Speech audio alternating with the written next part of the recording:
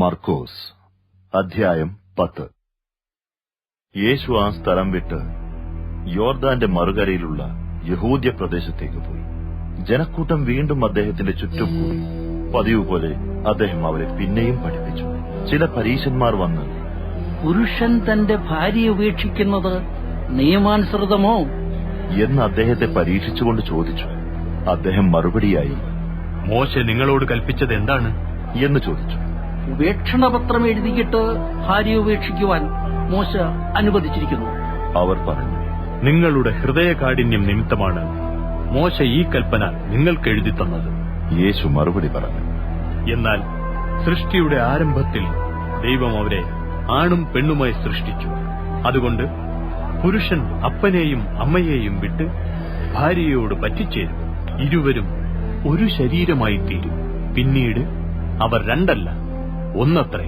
അതുകൊണ്ട് ദൈവം യോജിപ്പിച്ചതിനെ മനുഷ്യൻ വേർപിരിക്കരുത്. അവർ വീട്ടിൽ വന്നപ്പോൾ ശിഷ്യന്മാർ ഇതേപ്പറ്റി യേശുവിനോട് വീണ്ടും ചോദിച്ചു. അദ്ദേഹം പറഞ്ഞു, ഭാര്യയെ ഉപേക്ഷിച്ച് മറ്റൊരു സ്ത്രീയെ വിവാഹം ചെയ്യുന്നവൻ അവൾക്കെതിരായി വ്യഭിചാരം ചെയ്യുന്നു. ഭർത്താവിനെ ഉപേക്ഷിച്ച് മറ്റൊരാളെ വിവാഹം ചെയ്യുന്നവളും വ്യഭിചാരം ചെയ്യുകയാണ്.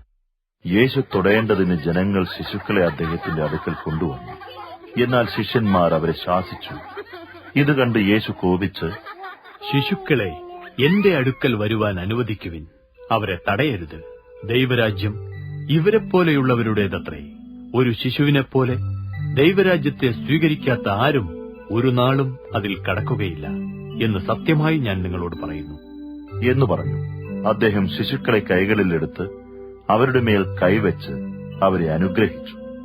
യേശു യാത്ര പുറപ്പെടുമ്പോൾ ഒരു മനുഷ്യൻ ഓടി വന്ന് അദ്ദേഹത്തിന് മുമ്പിൽ മുട്ടുകുത്തി. നല്ല ഗുരു, നിത്യജീവൻ അവകാശമാക്കുവാൻ ഞാൻ എന്ത് ചെയ്യണം എന്ന് ചോദിച്ചു. അതിനുത്തരമായി യേശു അവനോട്, നീ എന്നെ നല്ലവൻ എന്ന് വിളിക്കുന്നതെന്ത്? ദൈവം ഒരുവനല്ലാതെ നല്ലവൻ ആരുമില്ല. കൊല ചെയ്യരുത്, വ്യഭിചാരം ചെയ്യരുത്, മോഷ്ടിക്കരുത്, കള്ളസാക്ഷ്യം പറയരുത്, ചതിക്കരുത്, നിന്റെ അപ്പനെയും അമ്മയെയും ബഹുമാനിക്കുക എന്നീ കൽപ്പനകൾ നിനക്കറിയാമല്ലോ എന്ന് പറഞ്ഞു. ഗുരു, എന്റെ ബാല്യം മുതൽ ഞാൻ ഇവയെല്ലാം പാലിക്കുന്നുണ്ട് അയാൾ പറഞ്ഞു. യേശു അയാളെ നോക്കി അയാളെ സ്നേഹിച്ചു. അദ്ദേഹം പറഞ്ഞു, ഒരു കുറവ് നിനക്കുണ്ട്. പോയി നിനക്കുള്ളതെല്ലാം വിറ്റ് ദരിദ്രർക്ക് കൊടുക്കുക.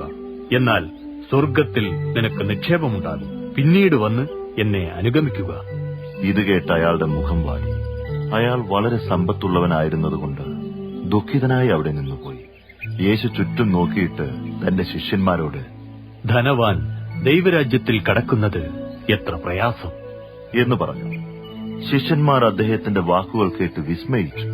യേശു വീണ്ടും പറഞ്ഞു, കുഞ്ഞുങ്ങളെ, ദൈവരാജ്യത്തിൽ പ്രവേശിക്കുന്നത് എത്രയോ പ്രയാസം. ഒരു ധനവാൻ ദൈവരാജ്യത്തിൽ കടക്കുന്നതിനേക്കാൾ ഒട്ടകം സൂചിക്കുഴയിലൂടെ കടക്കുന്നത് എളുപ്പം. ശിഷ്യന്മാർ അത്യധികം വിസ്മയത്തോടെ പരസ്പരം ചോദിച്ചു, അങ്ങനെയെങ്കിൽ രക്ഷ പ്രാപിക്കുവാൻ ആർക്ക് കഴിയും? യേശു അവരെ നോക്കി പറഞ്ഞു, അത് മനുഷ്യന് അസാധ്യം, എന്നാൽ ദൈവത്തിന് അങ്ങനെയല്ല. ദൈവത്തിന് എല്ലാം സാധ്യമാണ്. പത്രോസ് അദ്ദേഹത്തോട്, ഞങ്ങളെല്ലാം വിട്ട് അങ്ങേ അനുഗമിച്ചുവല്ലോ എന്ന് പറഞ്ഞു. അതിന് യേശു മറുപടി പറഞ്ഞത്, സത്യമായി ഞാൻ നിങ്ങളോട് പറയുന്നു, എനിക്കും സുവിശേഷത്തിനും വേണ്ടി ഭവനത്തെയോ സഹോദരന്മാരെയോ സഹോദരിമാരെയോ അമ്മയെയോ അപ്പനെയോ മക്കളെയോ നിലങ്ങളെയോ വിട്ടുകളഞ്ഞിട്ടുള്ള ഏവനും ഈ ലോകത്തിൽ തന്നെ പീഡനങ്ങളോടുകൂടെ ഭവനങ്ങളെയും സഹോദരന്മാരെയും സഹോദരിമാരെയും അമ്മമാരെയും മക്കളെയും നിലങ്ങളെയും 100 മടങ്ങായി ലഭിക്കും. വരുവാനുള്ള ലോകത്തിൽ അയാൾക്ക് നിത്യജീവനും ലഭിക്കും. എന്നാൽ മുമ്പന്മാർ പലരും പിമ്പന്മാരും പിമ്പന്മാർ മുമ്പന്മാരുമാകും. അവർ യെരൂശലേമിലേക്ക് യാത്ര തുടർന്നു. യേശു അവർക്ക് മുമ്പിൽ നടന്നു. ശിഷ്യന്മാർക്ക് വിസ്മയവും അനുഗമിച്ചവർക്ക് ഭയവും ഉണ്ടായി. അദ്ദേഹം 12 ശിഷ്യന്മാരെ വീണ്ടും അടുക്കൽ വിളിച്ചു. തനിക്ക് സംഭവിക്കാൻ പോകുന്നത് എന്താണെന്ന് അവരോട് പറഞ്ഞു. നാം യെരൂശലേമിലേക്ക് പോകുകയാണ്. മനുഷ്യപുത്രൻ മുഖ്യ പുരോഹിതന്മാരുടെയും വേദജ്ഞരുടെയും കയ്യിൽ ഏൽപ്പിക്കപ്പെടും. അവർ അവനെ മരണശിക്ഷയ്ക്ക് വിധിച്ച് വിജാതീയരുടെ കയ്യിൽ ഏൽപ്പിക്കും. അവർ അവനെ പരിഹസിക്കുകയും അവന്റെ മേൽ തുപ്പുകയും ചാട്ടകൊണ്ടടിക്കുകയും കൊല്ലുകയും ചെയ്യും. 3 ദിവസത്തിനു ശേഷം അവൻ ഉയർത്തെഴുന്നേൽക്കും. സെബദിയുടെ പുത്രന്മാരായ യാക്കോബും യോഹന്നാനും യേശുവിന്റെ അടുക്കൽ വന്നു. അവർ അദ്ദേഹത്തോട്, ഗുരു, ഞങ്ങൾ അങ്ങയോട് ചോദിക്കുന്നത് അങ്ങ് ഞങ്ങൾക്ക് ചെയ്തു തരണമെന്ന് ഞങ്ങൾ ആഗ്രഹിക്കുന്നു എന്ന് പറഞ്ഞു. ഞാൻ നിങ്ങൾക്ക് വേണ്ടി എന്തു ചെയ്യണമെന്നാണ് നിങ്ങൾ ആഗ്രഹിക്കുന്നത്? അദ്ദേഹം ചോദിച്ചു. അതിനവർ മറുപടി പറഞ്ഞു, അങ്ങയുടെ മഹത്വത്തിൽ ഞങ്ങളിൽ ഒരാൾ അങ്ങയുടെ വലത്തും മറ്റേയാൾ ഇടത്തും ഇരിക്കാൻ അനുവദിക്കണമേ. യേശു അവരോട്, നിങ്ങൾ എന്താണ് ചോദിക്കുന്നതെന്ന് നിങ്ങൾക്കറിഞ്ഞുകൂടാ. ഞാൻ കുടിക്കുന്ന പാനപാത്രം കുടിക്കുവാനോ ഞാൻ ഏൽക്കുന്ന സ്നാനം ഏൽക്കുവാനോ നിങ്ങൾക്ക് കഴിയുമോ എന്ന് ചോദിച്ചു. ഞങ്ങൾക്ക് കഴിയും, അവർ മറുപടി പറഞ്ഞു. യേശു അവരോട്, ഞാൻ കുടിക്കുന്ന പാനപാത്രം നിങ്ങൾ കുടിക്കും, ഞാൻ ഏൽക്കുന്ന സ്നാനം നിങ്ങൾ ഏൽക്കും. എന്നാൽ എന്റെ വലത്തോ ഇടത്തോ ഇരിക്കാൻ അനുവദിക്കുന്നത് ഞാനല്ല. ഈ സ്ഥാനങ്ങൾ ആർക്കുവേണ്ടി ഒരുക്കിയിരിക്കുന്നുവോ അവർക്കുള്ളതാണ് എന്ന് പറഞ്ഞു.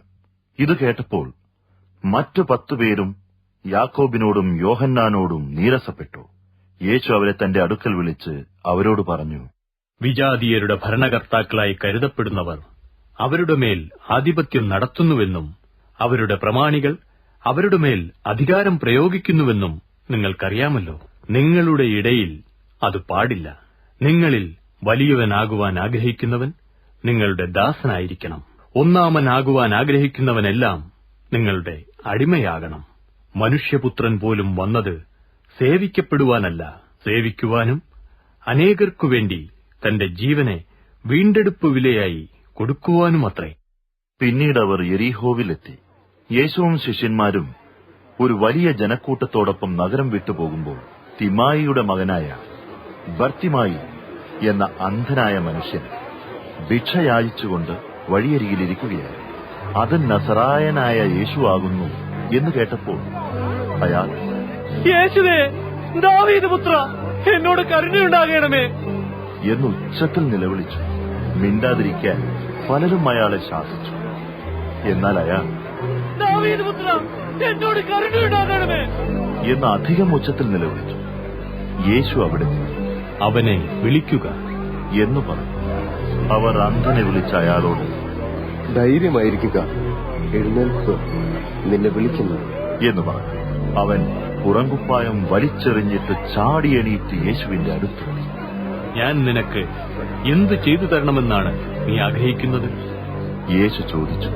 അന്ധനായ മനുഷ്യൻ, ഗുരു, എനിക്ക് കാഴ്ച കിട്ടണം എന്ന് പറഞ്ഞു.